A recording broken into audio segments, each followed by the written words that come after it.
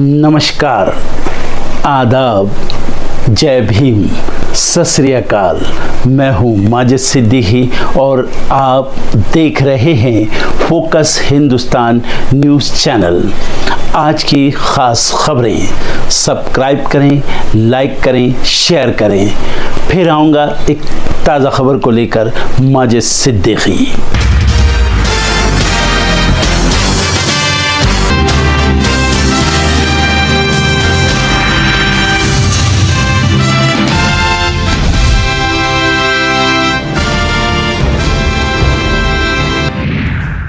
Indigo की कई उड़ानें आज भी रद्द। दिल्ली, लखनऊ, अहमदाबाद समेत कई एयरपोर्ट्स पर अफरा तफरी। दिल्ली एयरपोर्ट ने जारी की एडवाइजरी, कहा धीरे धीरे शुरू हो रही है इंडिगो की फ्लाइट्स। आज अंबेडकर महापरिनिर्वाण दिवस, संसद के एक कार्यक्रम में शामिल होंगे पीएम मोदी।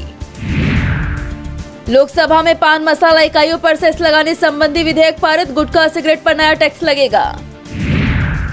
भारत और रूस की दोस्ती कई सालों से अटूट, आगे और मजबूत होगी, पुतिन से बोली राष्ट्रपति मुर्मू। सुप्रीम कोर्ट के प्रधान न्यायाधीश सूर्यकांत का बड़ा बयान, हम न्यायिक प्रक्रिया पर एआई हावी नहीं होने देंगे। मुर्शिदाबाद में आज बाबरी की तर्ज पर बनी मस्जिद की नींव रखेंगे हुमायूं कबीर, प्रशासन सतर्क। वोटर लिस्ट से सपा एमएलसी और उनके परिवार का नाम गायब, निर्वाचन ऑफिस पहुंचा पार्टी प्रतिनिधिमंडल। इंडिगो संकट के बीच एक्शन में रेलवे, 37 ट्रेनों में लगा 116 एक्स्ट्रा कोच, स्पेशल ट्रेनें भी चलाई। दिल्ली में नालों की सुरक्षा पर लापरवाही पर हाईकोर्ट नाराज, एमसीडी और डीजीपी को लगाई फटकार। पश्चिमी विक्षोभ से उत्तर में बारिश बर्फबारी, कई राज्यों में पारा पहुंचा 0, दिल्ली में भी सर्द हवाओं का डेरा। फ्रांस के ग्वाडेलूप में क्रिसमस समारोह पर जमा भीड़ में घुसी कार, 10 लोगों की गई जान, कई लोग घायल। ट्रंप फीफा के शांति पुरस्कार से सम्मानित, यूएस राष्ट्रपति बोले हमने करोड़ों जान बचाई। पाकिस्तान अफगानिस्तान सीमा पर भारी गोलीबारी, तनाव बढ़ा, अब तालिबान ने जारी किया बयान। रूस से 7 यूक्रेनी बच्चों की वापसी, ज़ेलेंस्की ने ट्रंप का आभार जताया। लैक्मे को बड़ा ब्रांड बनाने वाली सिमोन टाटा का निधन, फैशन इंडस्ट्री शोक में। चीन ने बनाया एआई से लैस स्मार्टफोन, खुद से कर लेगा सारे काम। सोशल मीडिया कानून तोड़ना पड़ा भारी, एलन मस्क को ईयू ने दिया तगड़ा झटका, एक्स पर ठोका जुर्माना। भारत का मीडिया मनोरंजन बाजार 2029 तक $47 अरब का होगा, डिजिटल खपत और ओटीटी से तेजी को बल। रिकॉर्ड उछाल के साथ 96 कंपनियों ने जुटाए 1 करोड़ 60 लाख, दिसंबर में आंकड़ा 1.85 लाख करोड़ छूने की उम्मीद। चलो मंजिलें खोले बाहें, जय भीम क्रांति का नारा है, जय भीम दुनिया में न्यारा है, जय भीम सबका सहारा है, जय भीम जहाँ से भी प्यारा है, जय भीम क्रांति का नारा है, जय भीम दुनिया में न्यारा है, जय भीम सबका सहारा है, जय भीम जहाँ से भी प्यारा है, जय भीम।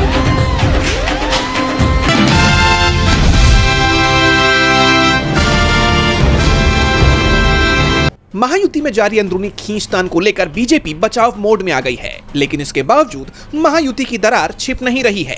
बीएमसी चुनाव से पहले शिवसेना शिंदे गुट और बीजेपी के नेताओं का एक दूसरे की पार्टियों में आने जाने का सिलसिला जारी है, जिसे लेकर बीजेपी के पूर्व प्रदेश अध्यक्ष और राज्य में मंत्री चंद्रशेखर बावनकुले की सफाई सामने आई है। उन्होंने कहा कि लोकल लेवल पर थोड़ी खटपट तो होगी, लेकिन ऐसा नहीं है कि महाराष्ट्र में कार्यकर्ता मारपीट कर रहे हैं। हमारे कार्यकर्ता महाविकास आघाड़ी की तरह एक दूसरे को काटने नहीं जा रहे हैं। गठबंधन में 3 दल हैं। स्थानीय लेवल पर सभी कॉर्पोरेटर जिला पंचायत और जिला परिषद में जाना चाहते हैं। इस वजह से कार्यकर्ता बीजेपी में आ रहे हैं। गौर करने वाली बात यह है कि बीजेपी का यह बयान तब आया है जब केंद्रीय गृह मंत्री अमित शाह ने हाल ही में डिप्टी सीएम एकनाथ शिंदे को आश्वासन दिया था कि इस तरह का दल बदल अब नहीं होगा। राजनीतिक गलियारों में सवाल उठ रहे हैं कि क्या बीजेपी आलाकमान के दखल के बाद भी ये सिलसिला ना रुकना महायुति के लिए खतरे की घंटी नहीं है? क्योंकि अगर लोकल लेवल पर यह अनबन और अविश्वास गहराता है तो आगामी चुनावों में इसका सीधा नुकसान तीनों पार्टियों को हो सकता है, जिसका सीधा फायदा महाविकास आघाड़ी को मिलता दिख सकता है। अब बड़ा सवाल यह है कि शिंदे ने दिल्ली दौरे में शाह से जो आश्वासन लिया था उस पर अमल होता नहीं दिख रहा है। तो क्या अब शिंदे एक और दिल्ली दौरा करेंगे और क्या उनकी नाराजगी अब खुलकर सामने आ जाएगी? इस मामले में आगे क्या होता है ये तो देखना होगा, लेकिन चुनाव से पहले इस तरह का घटनाक्रम महायुति के अस्तित्व को लेकर कई सवाल खड़े करता है।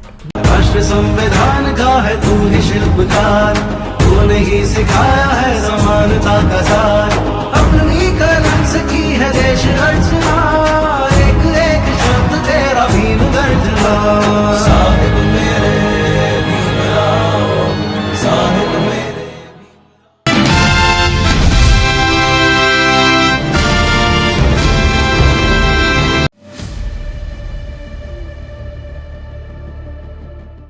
पश्चिम बंगाल के मुर्शिदाबाद जिले में टीएमसी के निलंबित विधायक हुमायूं कबीर बाबरी मस्जिद जैसी एक नई मस्जिद का आज शिलान्यास करेंगे। इस कार्यक्रम को और भव्य बनाने के लिए सऊदी अरब से मौलानाओं को बुलाया गया है। कार्यक्रम स्थल पर लगातार भीड़ बढ़ती जा रही है। बताया जा रहा है कि इस कार्यक्रम में 3 लाख से ज्यादा लोग शिरकत कर सकते हैं। कबीर ने कल मीडिया से कहा था कि शनिवार को मोरादगी के पास 25 बीघा जमीन पर लगभग 3 लाख लोग इकट्ठे होंगे। मेहमानों और स्थानीय लोगों के लिए कुल 60,000 भोजन पैकेट तैयार किए जा रहे हैं, जिन पर ही 30 लाख रुपए से ज्यादा का खर्च आने का अनुमान है। आयोजन स्थल का कुल बजट 60 से 70 लाख रुपए के बीच बताया जा रहा है। धान के खेतों के बीच बनाया गया 150 फुट लंबा और 80 फुट चौड़ा विशाल मंच इस समारोह का सबसे बड़ा प्रतीक बन चुका है, जिसकी लागत करीब 10 लाख रुपए है, जिसमें लगभग 400 मेहमानों के बैठने की व्यवस्था की गई है। आपको बता दें कि बंगाल के दूसरों हिस्सों में से कुछ लोग अपने सर पर ईंट लेकर बाबरी मस्जिद को बनाने के लिए निकल चुके हैं। उन्होंने क्या कुछ कहा वो भी सुनिए। आपका नाम? मोहम्मद शफीकुल इस्लाम।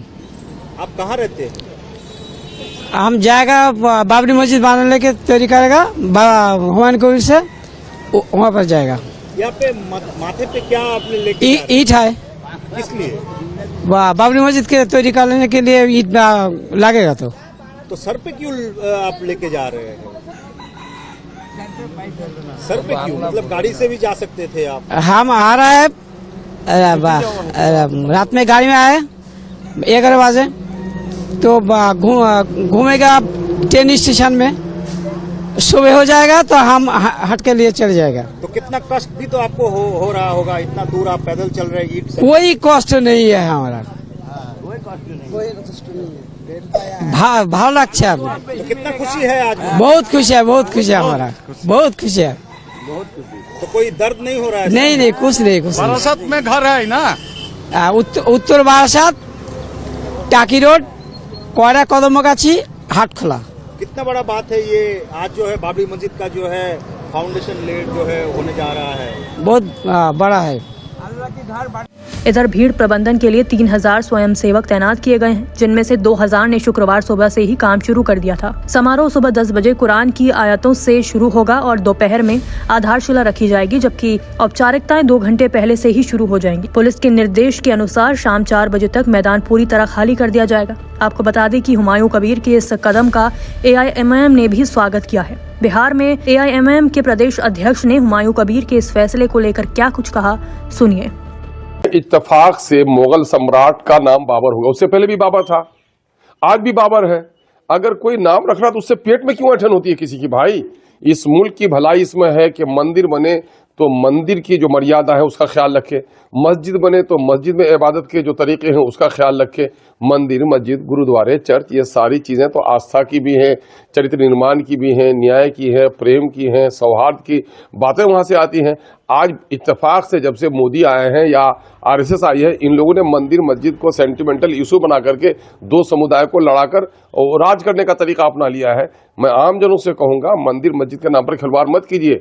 ये चतुराई है किसी भी नाकाम सरकार की कि वो धार्मिक उन्माद में लोगों को उलझा कर रख दें। लोगों की जो बेसिक नीड है, जो ना, उनके बच्चों की पढ़ाई कैसे होगी, उनके बीमारों को दवा कैसे मिल पाएगी, उनके गांव तक सड़क कैसे पहुंचेगी, किसानों की हालत कैसे अच्छी होगी, नौजवानों को रोजगार कैसा मिलेगा, ये लॉ एंड ऑर्डर का क्या सिचुएशन है, ये चीज़ें सरकार की जिम्मेदारी है। मंदिर मस्जिद से बिल्कुल अलग होना चाहिए सरकार को।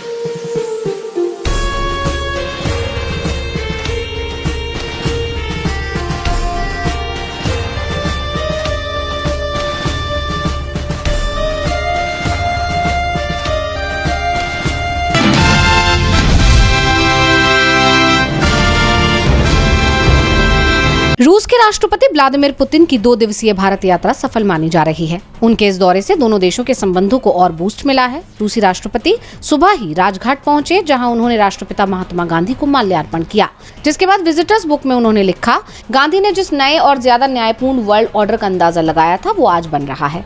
राजघाट से पुतिन सीधे हैदराबाद हाउस पहुंचे, जहां उनकी और पीएम मोदी की द्विपक्षीय बैठक हुई।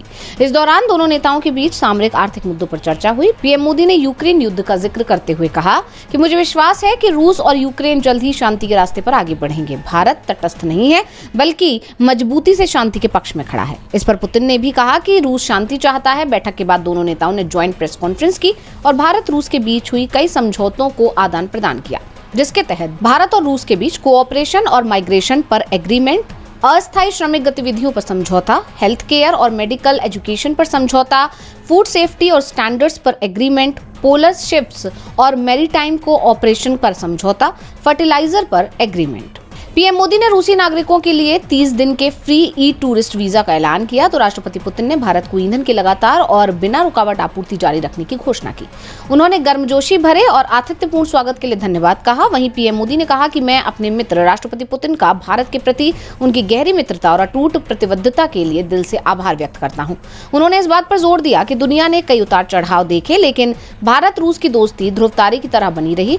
पुतिन के इस दौरे को पश्चिमी देशों के लिए बड़े संदेश के रूप में देखा जा रहा है, जो यूक्रेन युद्ध को लेकर भारत पर रूस से संबंध तोड़ने का दबाव बना रहे थे।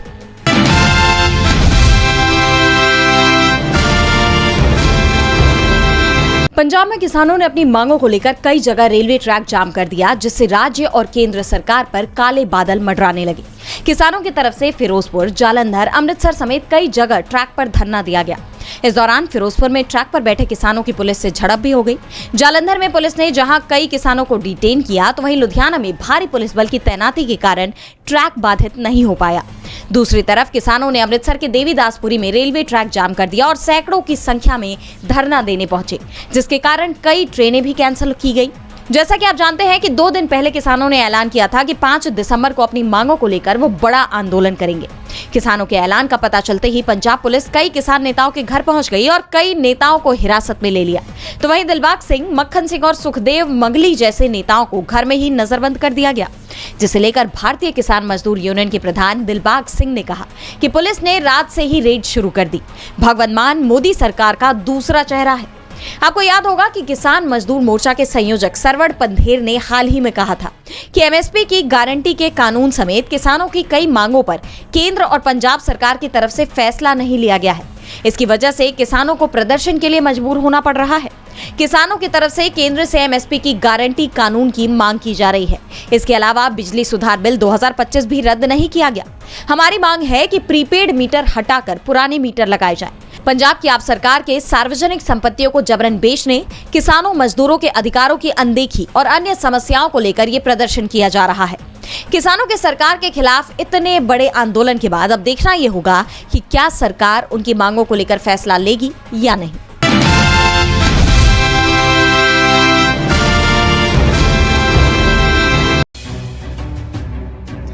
रोहिंग्या मुसलमानों को लेकर सुप्रीम कोर्ट द्वारा उठाए गए सवालों और बयानों पर पूर्व जजों, वकीलों ने chief justice of India Suryakant को लेटर लिखकर कड़ी आपत्ति जताई है। दरअसल सीजीआई सूर्यकांत और जस्टिस जॉय माल्या बागची की बेंच ने 2 दिसंबर को भारत में रह रहे रोहिंग्या मुसलमानों के कानूनी दर्जे पर सवाल उठाए थे। इसे लेकर ही पूर्व जज, वकीलों और campaign for judicial accountability and reforms ने चीफ जस्टिस ऑफ इंडिया को पत्र लिखकर कहा कि रोहिंग्या मुसलमानों का अपमान है। लेटर में आरोप लगाया गया कि रोहिंग्या पर की गई टिप्पणी अमानवीय और संवैधानिक मूल्यों के खिलाफ है। चलिए सबसे पहले आपको बता देते हैं कि आखिर सीजीआई सूर्यकांत और जस्टिस जॉय माल्या बागची की बेंच ने रोहिंग्या मुसलमानों पर क्या बयान दिया। सीजीआई ने कहा कि अगर किसी के पास भारत में रहने की कानूनी अनुमति नहीं है और वो घुसपैठिया है, तो हम उसे सभी सुविधाएं कैसे दे सकते हैं। अगर कोई गैर कानूनी तरीके से भारत में घुस आता है तो क्या उसे रेड कार्पेट वेलकम देना चाहिए, जबकि देश के अपने नागरिक ही गरीबी से जूझ रहे हैं। भारत गरीबों का देश है, पहले अपने नागरिकों की देखभाल जरूरी है।